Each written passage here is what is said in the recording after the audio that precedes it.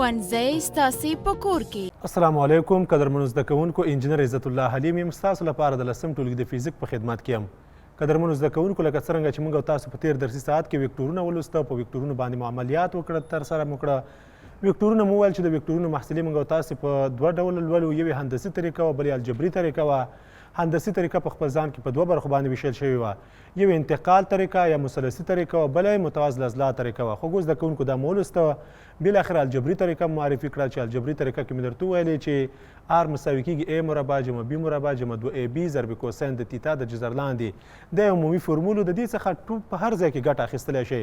خو بیا مې درته ځینې ځانګړي حالتونه مو وویل، که چیرې تاسو غواړئ چې په لنډه توګه باندې سوالونه حل کړئ، نو تاسو کله چې زاویه 0 درجې شي، 180 درجې شي، 90 درجې شي، همدارنګه کله چې د وکتورونو مقدارونه سره مساوي وي او زاویې همدغه شانې شي، نو په دې صورت کې هم تاسو کولی شئ د لنډو فورمولونو نه استفاده وکړئ. بالاخره که چیرې تاسو غواړئ وکتورونه او محصله معلومه وي او تاسو غواړئ د هغوی ترمنځ زاویه پیدا کړئ، بیا مو د وکتورونو تجزیه ولوسته چې د وکتورونه دوه مرکبې لري، افقي مرکبه او عمودي مرکبه. خو زده کوونکو زموږ او تاسو د نن ورځې درس دی د 10م ټولګي 3م فصل چې نور فزیک ورته موږ او تاسو وایو په اصل کې. نو موږ او تاسو راځو نن موږ نور معرفي کوو. خو زده کوونکو د نور په اړه باندې د مختلفو علماو مختلف نظریات وجود لري، خو تر ټولو بهتره خبره دا ده چې موږ او تاسو لومړی د نور تعریف وکړو. نور یو ډول انرژي ده چې د شیانو د لیدلو سبب ګرځي. خو زده کوونکو که چیرته څوک وایي چې نور الکترومقناطیسي څپه ده چې د شیانو د لیدلو سبب ګرځي، هم څه مشکل نشته. او که وایي چې نور یو ډول انرژي ده چې د شیانو یا د اشیاو د لیدلو سبب ګرځي. خو زده کوونکو موږ او تاسو د نور څخه ډیره زیاته استفاده کوو. که چیرې نور نه وي نو دا تاسو به ما په سمه توګه باندې نشئ لیدلی، بلکې بیخي به مې لیدلی نشئ. خو زده کوونکو دلته چې تاسو ما ګورئ نو دا د نور علت دی چې تاسو ما ګورئ. دلته مختلف څراغونه لګېدلي دي، دلته تخته تاسو ته رڼا شوې ده. د دې تختې باندې چې کله نور ولګېږي نو بالاخره انعکاس کوي نور، هغه ستاسو سترګو ته درځي او ستاسو په سترګه کې څه شی کېږي، عدسیه موجود لري، هلته یو تصویر جوړېږي. خو زده کوونکو همداسې د نور څخه موږ او تاسو به انشاءالله چې ډېر زیاته استفاده وکړو په دې فزیک کې. خو قدرمنو زده کوونکو موږ او تاسو لومړی راځو د نور په اړه باندې د مختلفو علماو نظریات وړاندې کوو. راځو د نور په اړه باندې د علماو نظریات. د نیوټن ذروي نظریه. ګرانو زده کوونکو د نیوټن ذروي نظریه بیانوي چې نور د ذراتو مجموعه ده چې د منبع څخه د ذراتو په شکل په مستقیم مسیر باندې خپریږي.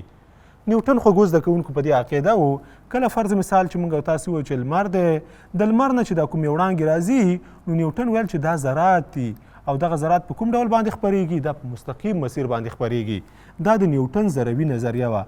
نو خو زده کوونکو که چیرې تاسو څوک پوښتنه وکړي چې د نور ذروي خاصیت د چا نظریه وه، دا خو زده کوونکو د نیوټن نظریه و. نیوټن دا خبره کړې وه.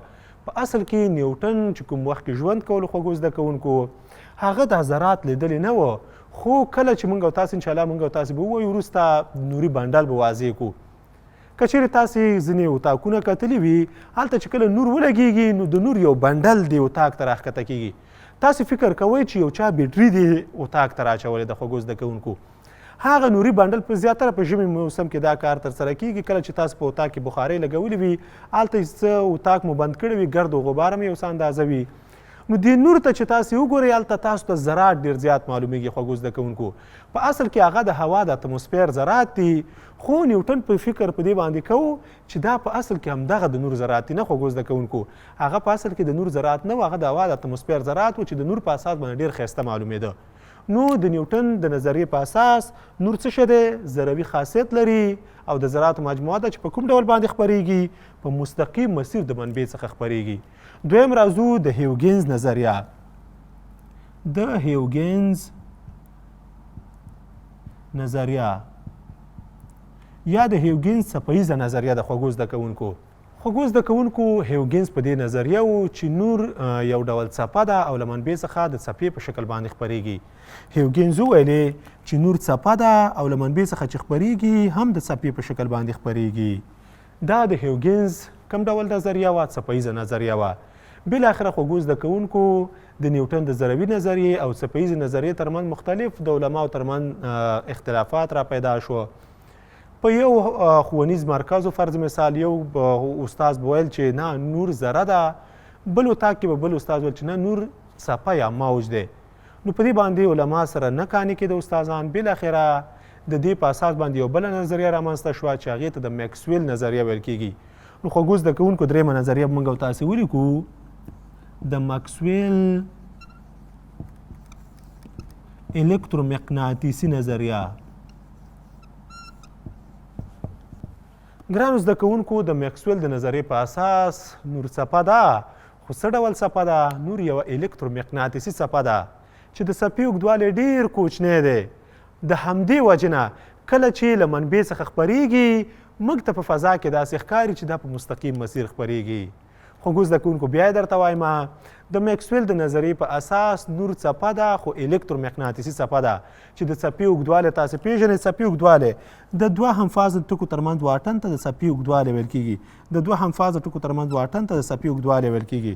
هیوګینز وایي چې نور څپه ده، خو الکترومقناطیسي څپه ده چې د څپې اوږدوالی ډېر کوچنی دی. د همدې ډېر کوچنیوالي له وجې کله چې په خلا کې خپریږي نو موږ فکر کوو چې دا په مستقیم مسیر باندې خپریږي. خوږو زده کوونکو، که چیرې فرض مثال زه څپه داسې رسم کړمه، تاسو ته معلومیږي چې دا څپه ده. خو که چیرته زه څپه داسې رسم کړمه،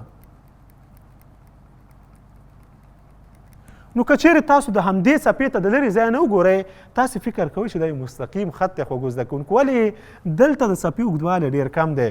نو میکسویل وایي چې نور الکترومقناطیسي څپه ده چې د څپې اوږدوالی ډېر کوچنی دی او په خلا کې څنګه خپریږي؟ په خلا کې په مستقیم مسیر په دې وجه باندې ښکاري چې د څپې اوږدوالی کوچنی دی. خوږو زده کوونکو، په اصل کې دغه میکسویل د چا نظریه تایید کړه؟ خوږو زده کوونکو، د هیوګینز نظریه یې تایید کړه. هیوګینز ویل چې څپه ده، میکسویل هم ویل چې څپه ده، خو الکترومقناطیسي څپه ده. د نور د طبیعت په اړه باندې خوږو زده کوونکو بالاخره البرت انسټاین نظریه وړاندې کړه. څلورم لیکم، د البرت انسټاین نظریه. ګرانو زده کوونکو، د البرت انسټاین د نظریې په اساس نور دوه ګونی خاصیت لري. مفهوم د دې خبرې دا شو چې نور هم څپه ده، د هیوګینز نظریه هم تاییدوي، او نور هم ذره ده. ګرانو قدرمنو زده کوونکو، یاد ولرئ د البرت انسټاین د نظریې په اساس نور څپه ده، نور ذرات دي چې دغه ذرات د څپې په شکل باندې خپریږي. هغه وایي نور څپه ده، سمه ده، خو دا څپه چې ده دا د څه شي نه جوړه شوې ده؟ دا د کوچنیو ذراتو نه جوړه شوې ده. چې دغه کوچنیو ذراتو ته څه ویل کېږي ګرانو زده کوونکو؟ دې کوچنیو ذراتو ته فوتونونه ویل کېږي. هغه فوتونونه نومونه هم ورکړه. او فوتونونه څه شی دی؟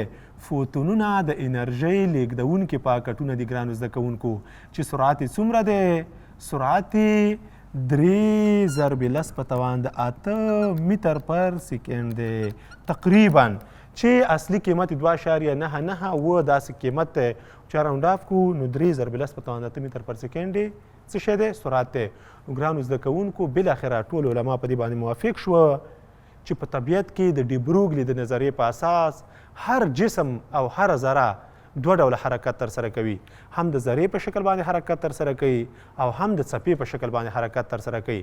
خو دا چې موږ او تاسو به انشاءالله 12 ټولګي په اخیره کې به دا لولو چې د ډي بروګلي د نظریه ده د نور دوه ګونی خاصیت دی.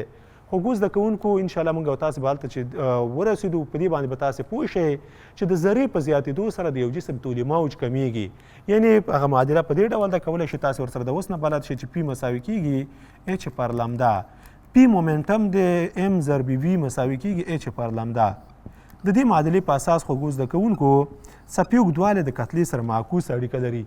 یعنې څومره چې کتله زیاته وي، فرض مثال زما کتله 15 کیلوګرامه ده، خو دا چې زما کتله دومره زیاته ده، نو په دې صورت کې زما طولي موج د حرکت دومره کوچنی دی چې د صرف نظر وړ دی.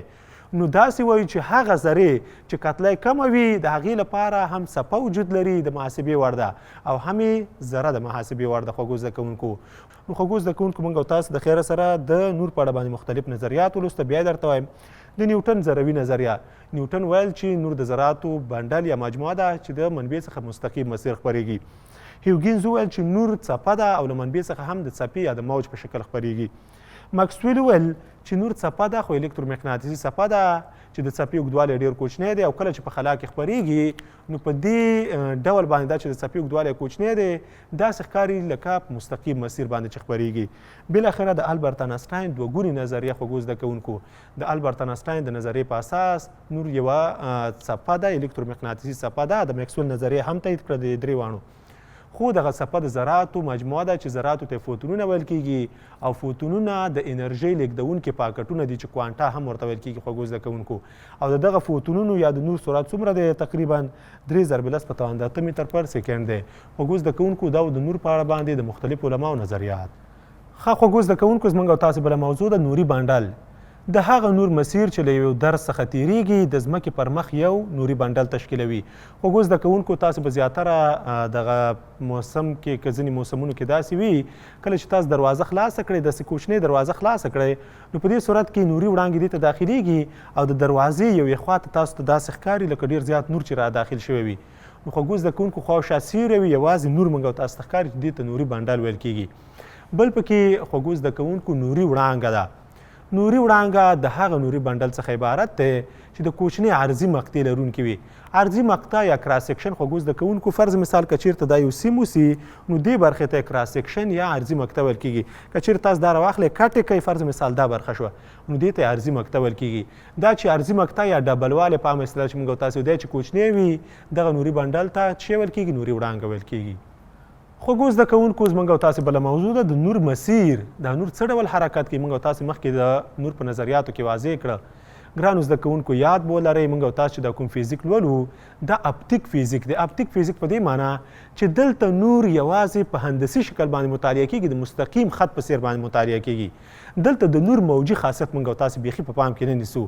ولې موږ او تاسو دلته فرضوو چې نور په مستقیم مسیر باندې حرکت ترسره کوي کله چې زه هندارې لولم همدارنګه عدسې چې لولم ستاسې ذهن ته باید دا رانشي چې نور خو موج دی او موج کله چې داسې ولګي نه تاسو به داسې فرضوئ چې نور په دې ځای کې څه شی دی یو مستقیم خط دی خوږو زده کوونکو نو چې دغې برخې ته موږ او تاسې د نور اپتیک ویلی شو خوږو زده کوونکو دا چې نور موږ او تاسې بیا د موج په شکل مطالعه کوو هغه د 12م ټولګي برخه ده انشاءالله نو د نور مسیر خوږو زده کوونکو د نور مسیر چې دی هغه مستقیم خط دی چې سرعت یې 2.99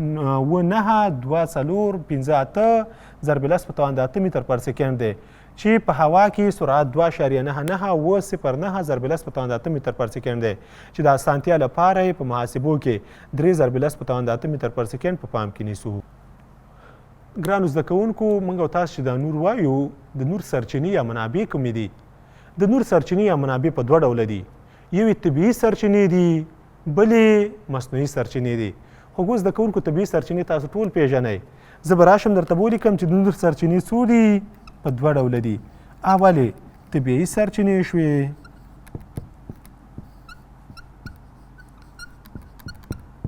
او دویمې مصنوعي سرچینې شوې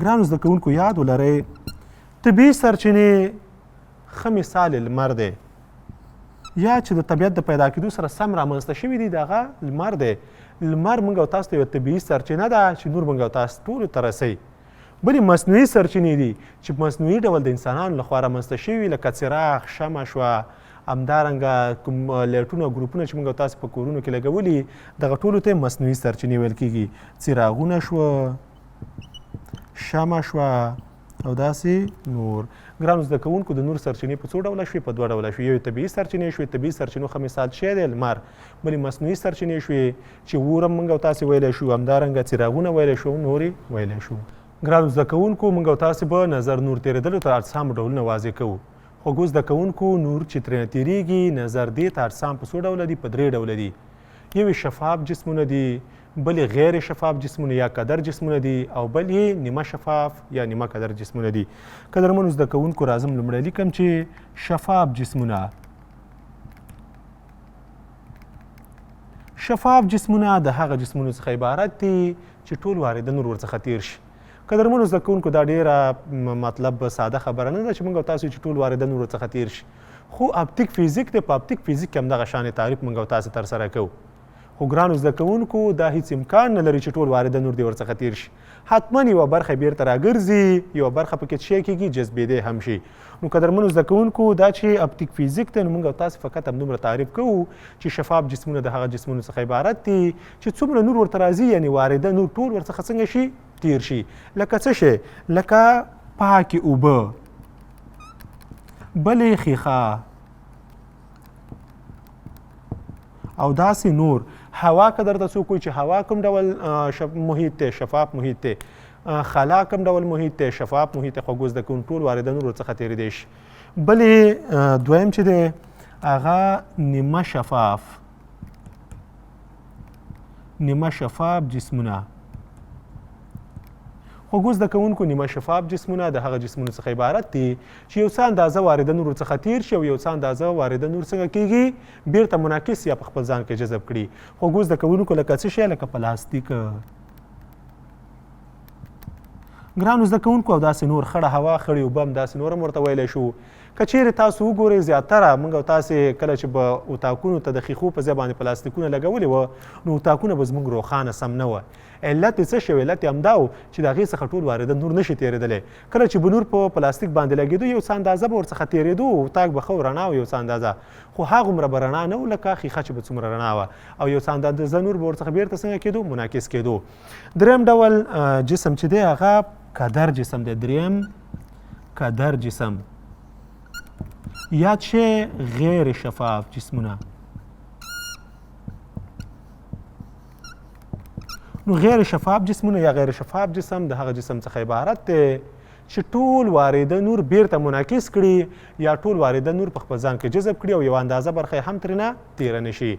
خوږو زده کوونکو د دې جسم ښه مثال به موږ او تاسې داسې وایو لکه ډبره. ځینې ډبرې موږ او تاسې لرو، فرض مثال چې د هغې څخه وارده نور نه تېرېږي.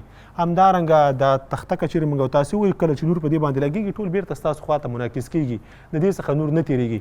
که چېرې د دې څخه نور تېرېدی نو دا خطونه بیا تاسو ته په سمه توګه باندې خوږو زده کوونکو نه ښکارېدی. نو داسې وایو. بله جسم یې موږ او تاسې خاوره هم ښودلی شو، اوسپنه او داسې نور شیان څه شی دي؟ د کدر جسمونو یا د غیر شفاف جسمونو ښه ډولونه دي. خوږو زده کوونکو موږ او تاسې نور مطالعه کوو. راځئ نور ډولونه واضح کړو. وایم چې د نور ډولونه. ګرانو زده کوونکو په اپټیک فیزیک کې نور په دوه ډوله دی.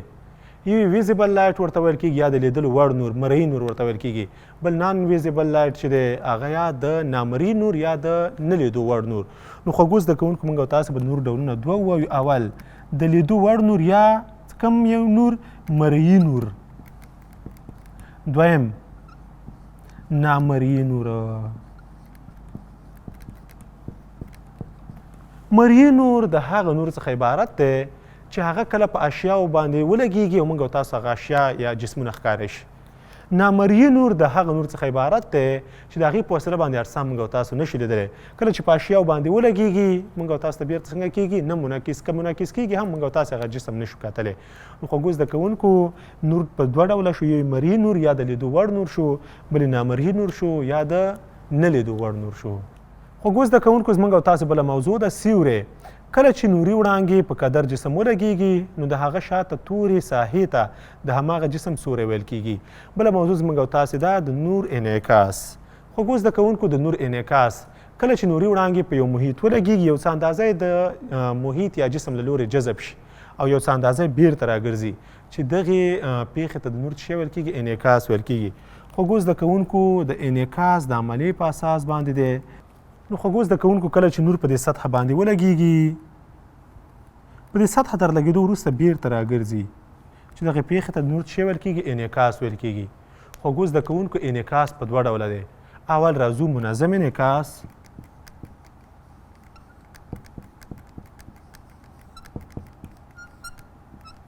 او دویم غیر منظم انعکاس.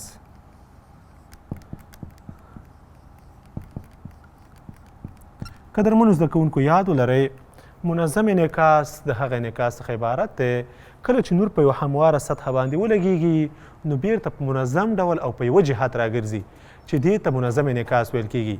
یا که چېرته څوک داسې تعریف وکړي چې د نور راګرځېدل په یوه جهت د منظم انعکاس څخه عبارت دی هم سمه خبره ده. نو خوږو زده کوونکو دغه کوم شکل چې ما تاسو ته رسم کړی دا په خپله د منظم انعکاس یو ښایسته بیلګه ده. نور راګرځېدلی دی په منظم ډول باندې ټول یو طرف ته حرکت ترسره کوي چې دې ته منظم انعکاس ویل کیږي. دویم غیر منظم انعکاس. غیر منظم انعکاس کله چې نور په یوه ناهمواره سطحه باندې ولګیږي نو بیرته په مختلفو جهتونو سره راګرځي چې دې پیښې ته د نور غیر منظم انعکاس ویل کیږي. قدرمنو زده کوونکو که چېرته زه تاسو ته یوه سطحه په پام کې ونیسم دا یوه غیر منظمه سطحه ده. نوري وړانګې په دې باندې راځي په منظم ډول باندې لګیږي. د نوري وړانګې چې کله په منظم ډول باندې په دې باندې ولګیږي خو کله چې دا بیرته راګرځي یو برخه یې دې خواته لاړه بله یې دې خواته لاړه او بله یې دې خواته لاړه.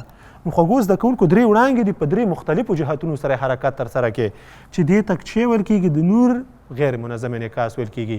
قدرمنو زده کوونکو که چېرې تاسو دې شکل ته متوجه شئ اول شکل ته تاسې متوجه شئ د اول شکل د غیر منظم انعکاس بیلګه ده چې مختلفو جهتونو سره نور راګرځېدلی دی او دا د منظم انعکاس بیلګه ده چې په یوه جهت سره نور څنګه شوی دی راګرځېدلی دی. خوږو زده کوونکو موږ او تاسو راځو د انعکاس قوانین مطالعه کوو. لیکم چې د انعکاس قوانین. ګرانو زده کوونکو یاد ولرئ انعکاس دوه قوانین لري. اول قانون موږ او تاسو مطالعه کوو. لومړی راځم لیکم چې اول قانون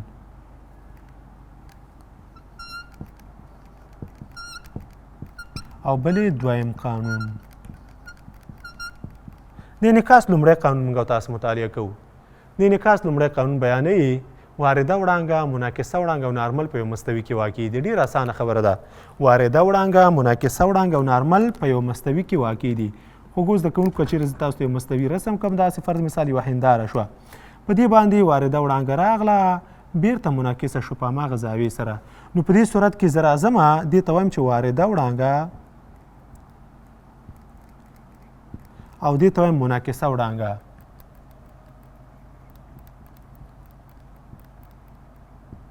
د دې وارده وړانګې منعکسه وړانګې دغه کومه نقطه چې ده په دې باندې په سطح یو مود خط رسمومه دې ته نارمل ویل کېږي. خوږو زده کوونکو وارده وړانګه منعکسه وړانګه او نارمل په یو مستوي کې واقع دي. دا د انعکاس لومړی قانون شو. ډېره اسانه خبره ده.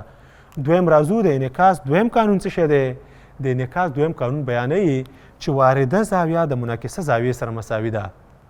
نو خوږو زده کوونکو د انعکاس دویم قانون داسې شو چې وارده زاویه د منعکسه زاویې سره مساوي ده. وارده زاویه کومې زاویې ته ویل کېږي. خوږو زده کوونکو دغه زاویې ته وارده زاویه په آی سره ښودل کېږي وارده زاویه ویل کېږي. دې زاویې ته په آر به یې وښایو دې ته منعکسه زاویه ویل کېږي. نو قدرمنو زده کوونکو یاد لرئ وارده زاویه لومړی زه درته تعریفوم. لیکم چې وارده زاویه. وارده زاویه د هغه زاویې څخه عبارت ده چې وارده وړانګې د نارمل سره جوړوي. بیخي اسانه. وارده وړانګې چې د نارمل سره جوړوي دې زاویې ته کومه زاویه ویل کېږي. وارده زاویه. ورپسې دویم راځم منعکسه زاویه.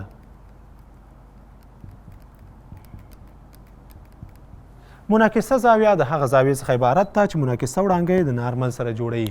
قدرمنو زده کوونکو د انعکاس دویم قانون داسې وایي چې وارده زاویه د منعکسه زاویې سره مساوي ده. که چېرته زه اوس همدغه وارده زاویه په آی سره وښایمه پاس مې ښودلې ده او دا منعکسه زاویه په آر سره وښایمه نو د انعکاس دویم قانون څه شی بیانوي. انعکاس دویم قانون بیانوي چې آی مساوي کېږي د آر سره. نو ګرانو زده کوونکو وارده زاویه د منعکسه زاویې سره مساوي ده. قدرمنو زده کوونکو د انعکاس د دویم قانون مطابق او لومړي قانون مطابق راځو یو څه مثالونو باندې کار کوو. اول مثال ته تاسو متوجه شئ. نوري وړانګه له نارمل سره 30 درجې زاویه جوړوي. منعکسه زاویه پیدا کړئ. مطلب خوږو زده کوونکو دلته په اصل کې سوال داسې دی چې وارده وړانګه له نارمل سره 30 درجې زاویه جوړوي. تاسې منعکسه زاویه پیدا کړئ. خوږو زده کوونکو موږ تاسو په دې باندې پوهیږو وارده وړانګه چې له نارمل سره کومه زاویه جوړي هغې ته موږ تاسې وارده زاویه وایو. نو وارده زاویه پکې څومره ده 30 درجې ده. تاسې چې پیدا کړئ منعکسه زاویه پیدا کړئ. خوږو زده کوونکو موږ تاسو د انعکاس د دویم قانون څخه پوهیږو چې وارده زاویه د منعکسه زاویې سره مساوي ده. نو ولیکئ چې آی مساوي کېږي د آر سره او دا مساوي کېږي آی چې 30 دی نو آر هم 30 درجې. راځئ قدرمنو زده کوونکو بل مثال درته حلوم د شکل مطابق. شکل ته متوجه شئ. ټول زه لیکم یو شکل درته رسمومه. مثال کېدای شي تاسو ته داسې راشي چې د لاندې شکل مطابق شی پیدا کړئ 40 درجې. د لاندې شکل مطابق تاسو سوال راځي وارده او منعکسه زاویه پیدا کړئ. نو خوږو زده کوونکو که چېرې تاسو دې شکل ته متوجه شئ ستاسو په نظر وارده زاویه به څو درجې منعکسه زاویه به څومره درجې. تاسو فکر کوئ چې نه وارده زاویه به 40 درجې. نه داسې نه ده خوږو زده کوونکو. موږ او تاسو وارده زاویه تعریف کړې ده چې وارده وړانګه د نارمل سره جوړئ. نو نارمل خو تاسو دلته به خپله رسموئ. نو زه راځم همدغه شکل کټ مټ دلته کاپي کوم. زه وایم چې همدغه شکل یې ماته راکړی دی بالاخره دلته زه رسموم. وارده وړانګه شوه چې د افق سره څومره درجې زاویه جوړوي 40 درجې زاویه جوړوي. زه راځم لومړی په دې وارده وړانګې چې کوم ځای کې تقاطع د سطحې سره کړې په دې باندې یو مود خط رسموم. دې ته موږ او تاسو چې وایو نارمل وایو. نارمل موږ او تاسو پوهېږو چې په سطحه باندې به عمود وي. دا چې عمود دی نو ټوله زاویه 90 درجې 90 نه چې 40 لاړ شي 50 درجې. نو خوږو زده کوونکو وارده زاویه موږ او تاسو اوس پیدا کړ چې 50 درجې شوه. نو منعکسه زاویه به څومره وي؟ منعکسه زاویه به هم 50 درجې وي.